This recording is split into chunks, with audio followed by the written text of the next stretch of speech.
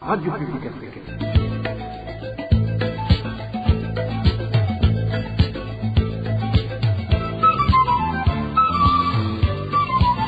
Radio Publique Africaine.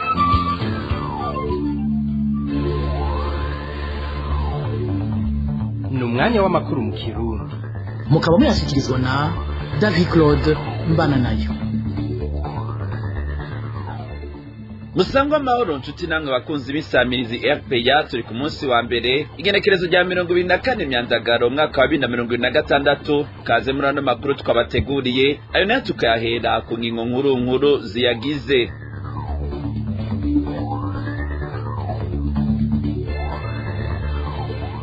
Amazu y'ubudandaji abiri aho bita kwa Ndayizamba na Le Parisien mu gisagara ca Bujumbura aheruka gushagatokombera n'ingendo ya leta ikomoka ku mugambwe CNDD-FDD yo gukenesha abarundi mu ntumbero yo kubacura bufuni na buhoro. Bishikirizwa n'umuyobozi wa radio RPA Bob Rugurika nyuma yaho hadutse umuriro muri izo nyubakwa zibiri.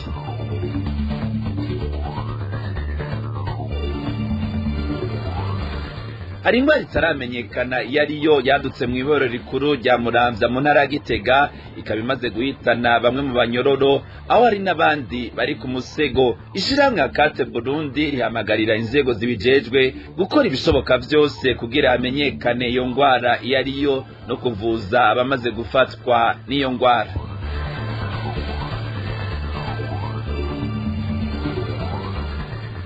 Mu makuru y'inkino naho igihugu ca Norvège mu bagabo na Slovenia mu bakenyezi nivyo vyaraye bitahukanye intsinzi mu higanwa rya Beach Volleyball World Pro Tour ryariko rirabera i Bujumbura kuva ku igenekerezo rya 19 za kuno kwezi ryaraye rirangiye. Iyo yari incamake mu kanya ni nkuru imwe ukwayo, sangwa ikaze.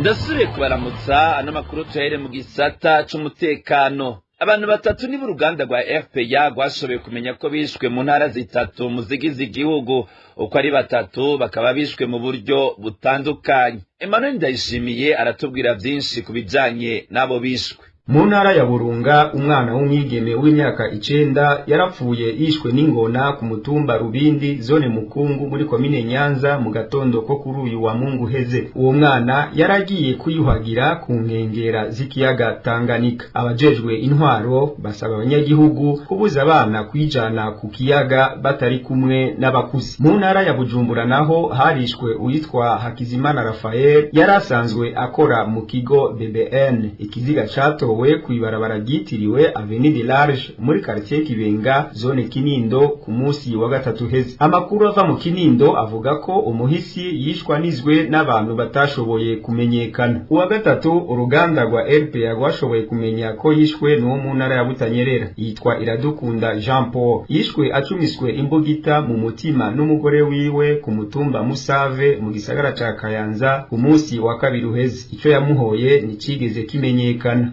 Girizwa icaha ari mu gipolisi mu gisagara ca Kayanza. Arakoze Emmanuel Ndayishimiye. Igipfungu kiracari cinshi kubijanye n'inkomoko y'umuriro watokombeje amazu y'ubudandaji abiri akomeye yo mu gisagara ca Bujumbura, ayo nayo akabari aho bita kwa Ndayizamba na Le Parisien. Abatari bake gushika ubu bagatangazwa n'ivyashikirijwe n'icegera c'umukuru w'igihugu mu kuvuga igishobora kuba caturiye ayo maduka mu gihe atana amatohoza yakozwe canke ngo babaze abahora bacungera umutekano waho. Warateri Kwizera mw'idonido.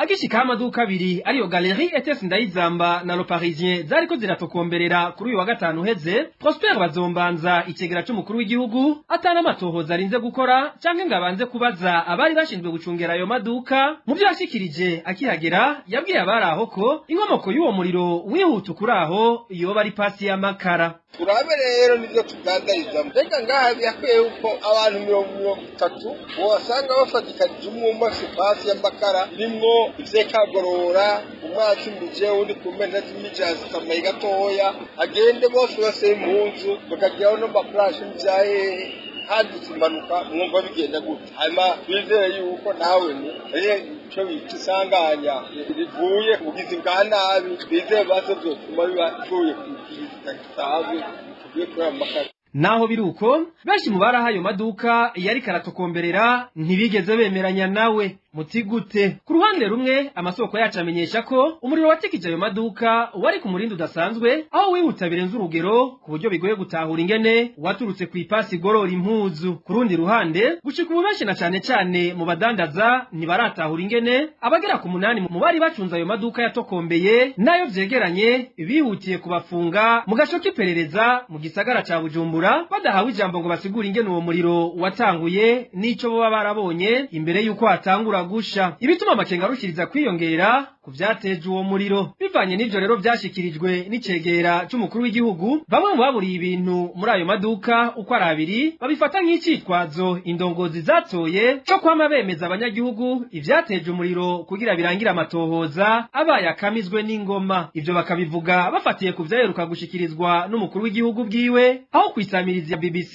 ariko arishura ku vyateje umuriro mw'isoko yo mu Ruvumera. Yagize ati hoga amatohoza araba nyene kandi gushika bamenye. Mwarabonye nk'igihe isoko mu Buyenzi isha bakayizimya, arabonye ko amatohoza yakozwe bagasangana umuntu yibagiriye ipasi yaka mw'isoko. Umva nka amatohoza abana yarakozwe bategereza kumenya mbega utaratora ntuburatora mugasuva ko utari kuratohoza. Mu gahinda barimwo n'umubabaro utagira izina batewe n'ivyo baburiye muri ayo maduka, benshi mu badandaza kugeza ubu ntibagira uwo barira bayaha kuko atahumure barahabwa ku vyabaye canke ngo bamenye ikizokurikira kuri bo inyuma yo gusanga hari ibidandazwa vyabo hasigaye umunyota. Tubibutse ko gushika ubu atamuco uratangwa ku vyaturiye isoko yo mu Rugombo iyo kwijabe mu gisagara ca Bujumbura cyo kimwe no kuyandi masoko atandukanye yagiye arasiga abarundi mu gahinda.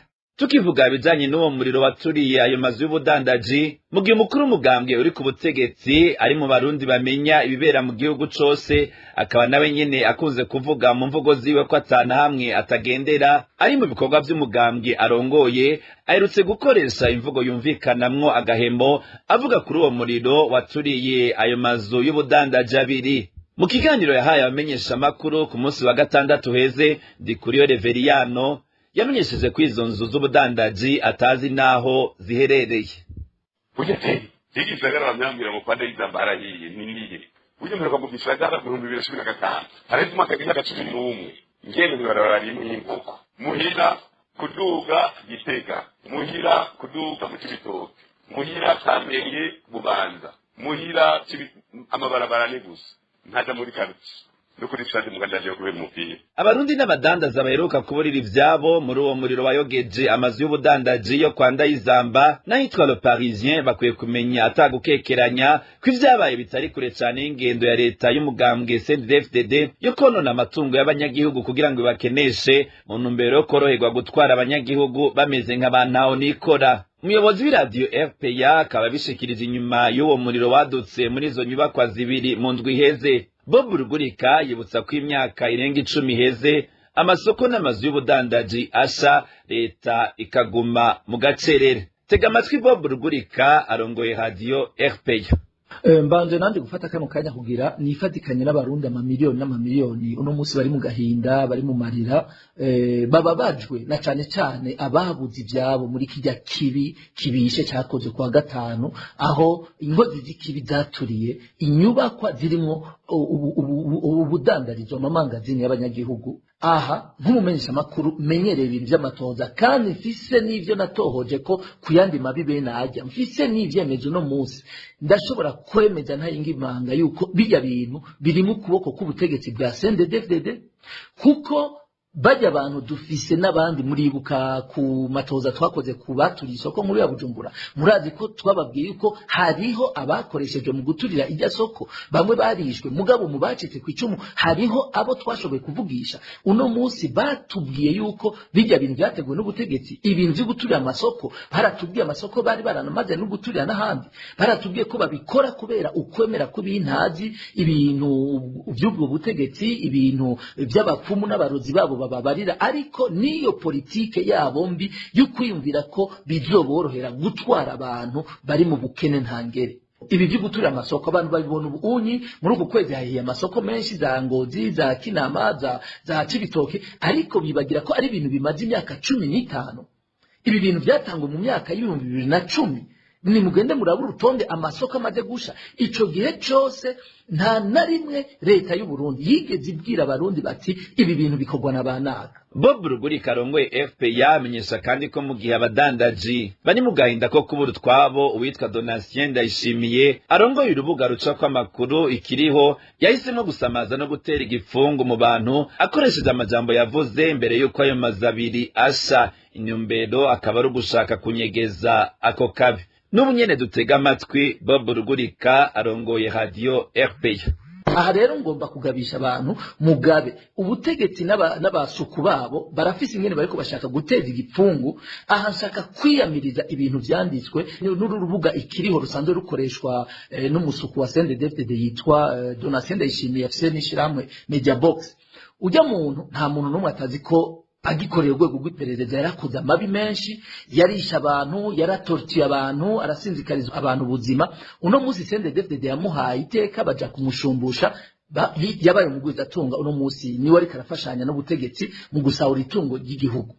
Aha nashaka kubibutsa ko kuwa gatanu uwo Donatien Ndayishimiye yarafashe yandika ku rubuga rwabo nyene ikiriho ngo jewe ngo nagize ico mvuga ngo kuri rijya turigwa ryajya magaleri abiri ngo kandi munamenyesheje yuko ngo nayandi mamangazina agiye gusha. Alors que azi neza yuko ivyo bintu ari binyoma. Amajambo yavuze jewe navuze ni ibintu byari bimaze nk'indwi nka zibiri zitatu bivuzwe mu kiganiro twari turimo tuvuga kubijanye n'ivyo President Ndayishimiye yivugiye wenyene avuga kwazi yuko amasoko yaturiwe, aranavuga ko iriya soko ya Bujumbura yamenye yuko ari abantu bayituriye mu gihe CNDD-FDD yari imaze iminsi ivuga ko byabayisanganye. Aha rero nshaka kuvuga yuko Donatien Ndayishimiye mu kugira agombe guhinyanyura ibi bintu ariko ashaka guteza igipfungu mu gukingira ubutegetsi buzi neza abaturiye aya mashirahamwe y'abanyagihugu. Aha rero ngomba kwibutsa yuko aya masoko amaze gusha arenga 30. Nukuvuga rero yuko iyo amasoko amaze gusha mu myaka 15 arenga 30 nico bita fenomene. Nukuvuga ni ibintu n'umugenzo byabaye umugenzo. Iyo rero uwo mugenzo umaze igihe kirekire bisigura yuko abari politike y'ubwo butegetsi. Je niko no bivuga. Inyuma y'akaruko gato turabandanya nano makuru. RPA. Dutandukira igisata ca politike, umugambwe CNDD-FDD warayisubiriye kwerekana kuri hejuru y'amategeko, ari naco gituma ubutungane bukora ku banywanyi bawo bugasha. Ivyo vyagaragariye mu majambo aheruka gushikirizwa na Ndikuriyo Reveriyano, umunyamabanga mukuru wo mugambwe. Akaba hari mu kiganiro yararamutse abamenyesha makuru ku munsi wa gatandatu uheze. Ibijanye n'inkuru tubibaze Josiane Muzaneza. Abakora abakozi bagenwa. Je nabivuze mu 2022 nabwiye inshuro mukuru w'igihugu navuze umugumya banga wese azokora nabi mukure mu muturungikire mugambe tumukarishe. None wowe ucumuye wibaza ko ari igicumuro kitazoharirwa ahone mwese muca mupfa kwisi nimba ucumuye wese yo cyavaho. Iyi ni ishure Villiam Ndikuriyo yatanze ku kibazo kigira kiti nduguriye twamugina niko kabagumya banga bamwe babogozwa mu mabanga kubera ivyaha baba bakoze ariko budakeye na kabiri bakagenwa mu yandi mabanga akomeye gusumba nkaho womenga leta irikira bashimira aho kubahasha ndugaye twamugina. Kubera rero ko azi ko intumva zamaho uyu mukuru w'inkona yarafashe umwanya ukwiye wo gushimangira iyo nyishu kugira ngo akuruguture yongera atahuze abo baba batavyumvise neza atajya umunwa. Umunyamabanga mukuru w'umugambwe uri ku butegetsi CNDD-FDD yagize ati abantu baracumura tukabazana turi mu mugambo turafise seriri byo gukarisha abantu bazarakora amakosha mugabo zuvuga ko tubaca baherayo umuntu tumuhinduye twamupanga atagaruka ku kazi rero bavuga ngo twaje tubagenda mu yandi mabanga none je ntanga raporo ni wa wundi mwari mwantugikiye mu myaka 3 nahejeje kumupanga anaweza gafanya kazi yoyote nari ngora ziriri. Abo babogojwe imbere yo gushimirwa ni bande none? Mbega hoho iryo vangura uyu mutegetsi arisigura gute? Tuzobigaruka ko mu makuru yacu yo hanyuma. Arakoze Josiane Muzaneza na ine yababwiye mu ntango zano makuru. Umuriro udasanzwe no gucibwamwo ni bimwe mu bimenyetso vyibonekeza kuri bamwe mu bafungwa bibohero rikuru rya Muramvya mu ntara ya Gitega. Ivyo bishikizwa n'ishiramwe Rukirisu gishinze kugwanya ihohoterwa rya kiremwa muntu Akati Burundi. Iyo ngwara itaramenyekana ikaba imaze guhitana abanyororo abandi nabo bakaba baremvye. Kurikira Judith Basutama ajejwe kumenyesha makuru muri Akati Burundi. ACAT Burundi irashaka gutera kamo ku kibazo gikomeye c'amagara y'abantu kiri mu ibohero rya Muramvya, aho hamaze ukwezi kurenga hadutse ingwara itaramenyekana neza yatumye abanyororo benshi bakikwa n'amagara. Amakuru dukuri Muramvya avuga ko benshi mu bagwayi bafise umuriro mwinshi bagacibwamo. Abanyororo batatu baramaze kwitaba Imana mu kiringo c'ukwezi kumwe. Urupfu rwa Mana Nzigamira Frank rwabaye mw'ijoro ryo kuwa gatandatu rishira ku Imana rwaje rukurikira urwa Hatungimana Viator na Icishatse Egide, nabo nyene bivugwa ko bapfuye bamaze kugaragaza ibimenyetso vy'iyo ngwara. Amakuru ava mu ibohero avuga kandi ko abarenga 30 baremvye, bamwe bari mu bitaro abandi mu vyumba bafungiwemwo, ariko ico gitigiri gishobora kuba gisumba ngaho. Ikindi gituma iki kibazo giteye ubwoba nuko ata miti iriho ku bitaro nk'uko amakuru twaronsa bivuga. Hari abanyororo basabwa kwironderera ubwabo imiti bakeneye, kandi benshi nk'uko mubizi baba badafise ubushobozi bwo kuyigura. Ibyo bigatuma bitera amakenga ko iyo ndwara yoshobora kwiyongera kandi gakwirakwira n'ingoga, na cane cane ko mu ibohero rya Muramvya hari ubwinshi burengeje urugero bw'abanyororo. Murazi ko ryarengewe ku bice birenga 800 kw'ijana. ACAT Burundi isaba ko hokorwa ibishoboka vyose kugira abanyororo bamaze gufatwa n'iyo ngwara bavuzwe, hongera hamenyekane iyo ngwara iyo ariyo. Ujejwe kumenyesha amakuru muri iryo shiramwe aributsa ko mu mategeko y'igihugu co kimwe na mpuzamakungu aho uburenganzira umufungwa kuvuzwa umunyagihugu uwo ari we wese. ACAT Burundi isaba inzego zibifitiye ububasha gufata ingingo n'ingoga kugira ngo bakingire amagara y'abanyororo atawundi arasubira gupfa. ACAT Burundi irasaba cane ko horungikwa n'ingoga umugwi w'abaganga b'inzobere kugira ngo hamenyekane bidatevye iyo ngwara iyo ariyo, abagwayi bavuzwe nk'uko bikwiye, baronke n'imiti. ACAT Burundi iributsa ko hisunzwe ingingo ya 24 y'amategeko Nelson Mandela ajanye n'ingene abanyororo bategerezwa gufatwa, abantu bafunzwe bategerezwa kuvuzwa nk'abandi hatisunzwe ko bari mu munyororo. Amategeko y'u Burundi nayo nyene arategekanya uburyo bwo kwitaho amagara y'abafungwa, na cane cane ingingo ya 25 y'ibwirizwa shingiro hamwe n'ingingo ya 33 y'itegeko rigenga amabohero. Muri make kuba umuntu afunzwe ntibikwiye kwaca yaka uburenganzira bwiwe bwo kuvugwa. ACAT Burundi irasaba kandi ko hokorwa amatohoza kugira ngo hamenyekane neza uburyo abo bantu bapfuye nivo zatumye abo bafungwa bitaba Imana. FPA turabandanye n'amakuru twabateguriye. Haracikira ingo kingana n'amezi 2 sitasiyo ziri mu gisagara ca Ngozi ntara ya Butanyerera zitaronkejwe gitoro, ibeza bigatuma ibiciro vyo kwiyunguruza vyigwiza incuro zirenga 2 kuko abunguruza abantu igitoro bakoresha baba bakironse kuri magendu. Ni inkuru tubaza Dinye Karondo. Ugeze aho mu gisagara ca Ngozi ahasanzwe hari station aho imodoka zisanzwe zija kunywesha igitoro, usanga hari akavumbi kuko haraciye igihe atagihari. Isoko ryacu riravyigana. Haraheze demo ngahingoza station n'imyosesa igitoro hano iwacu byabaye akayobera abahinzi, ahantu na hamwe hari igitoro, ahantu na hamwe wogenda igisagara cose bakoresha magendu kwiyunguruza, rero bica bigora. Kubw'iryo soko nyene iryo kena ry'igitoro ryatumye ibintu byose bizimba. Abunguruza abantu bashyiraho ibiciro uko bashatse bivanye n'uko baba baguze nabone igitoro kuri magendu. Kwiyunguruza naho ubu nta giciro na kimwe kiriho, uwo wese agira ica arose. Bujumbura ni kuri bisi, niho z'amajansi niho bagumije kuri 25 gushika Gitega hategerezwa kuba ari 6,000 igiciro ca leta. Gushika Bujumbura ku majansi ari 11,500, mugabo urumva ubu ibiciro iyo bigeze na taxi zero yahora ari 500 ubu ni 2. Ubu nta bantu bacideplasa n'imanza twaheze.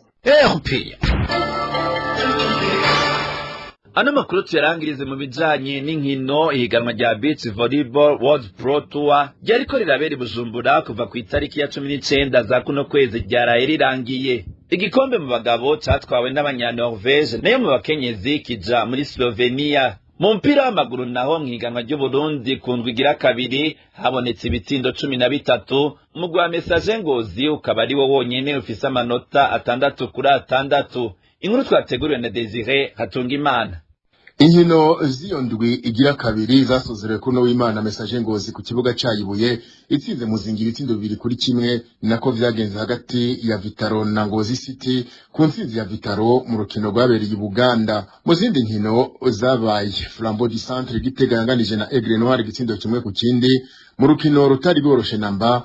Panthère Noire nayo nyene yanganije na Bumamuru 1-0, Olympic Star na Vizio zaranganije 1-0, Never Give Up yirahiye Interstar mu kuyitsinda ibitsindo 2-1, Musongati yanganije na Rukinzo ubusa ku bundi, Ekana Young Stars yanganije na Kayanza United ubusa nyene ku bundi. Inyuma y'inkino zibiri Message Ngozi niyo yonyene ifise amanota 6-6, nayo mugwi wa Olympic Star w'Imuyinga nta nota uraronka. Mu nkino nazo za Beach Volleyball World Pro Tour zari zimaze imisi 5 zibera i Bujumbura ku musenyi wa Tanganyika kuri Eden Garden Resort. Kuri uno w'Imana niho zasozerwa. Igikombe mu bagabo catwawe n'abanyanorvege Johan Kimperud na Sebastian Kimperud umuhungu na se batsinda abanyamerika Ben Vogt na West Jensen amaseta 2-0 21-8 na 21-18. Ikibanza ca gatatu catahukanywe n'abanyarepublique Czech Dostal na Ridval batsinze abarundi Gakiza na Manariyo amaseti 2-1. Abo barundi nako batari bagize kugira bagwanira umudari w'umujumbu ariko birabata kuwa amazi. Mu bagore igikombe catwawe n'abanyasloveni Lovsin na Kotnik batsinze abayapani Miharu na Yabuni amaseti 2-0 23-21 na 21-16. Ikibanza ca gatatu catahukanywe n'abayapani Rikon ari kumwe na Yajima batsinze bagenzi babo Okuno na Segikuchi.